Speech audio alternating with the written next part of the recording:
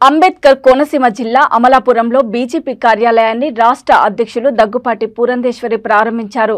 ఈ సందర్భంగా Purandeswari hot comments చేశారు.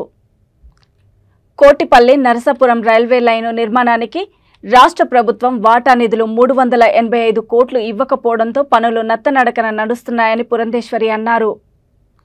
రైల్వే లైనుకు కేంద్ర ప్రభుత్వం 1100 కోట్లు మంజూరు చేసిందని, కేంద్ర ప్రభుత్వం అమలు చేస్తున్న పథకాలకు రాష్ట్ర ప్రభుత్వం స్టిక్కర్ వేసుకొని స్టిక్కర్ ప్రభుత్వంగా మారిందని విమర్శించారు. జనసేనతో బీజేపీ పొత్తులో ఉంది. టీడీపీతో పొత్తు విషయంపై పార్టీ అగ్రనేతలు నిర్ణయం తీసుకుంటారని తెలియజేశారు.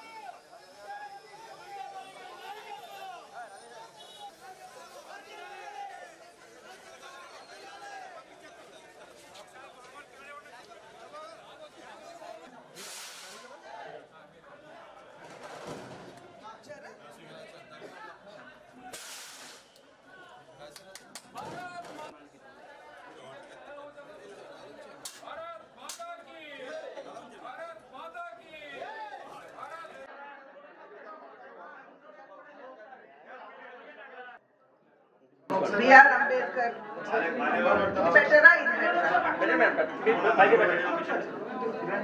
ఎవరు ఉండకూడదని చెప్పి తెలియజేసుకున్నాం. అందరూ వచ్చారు.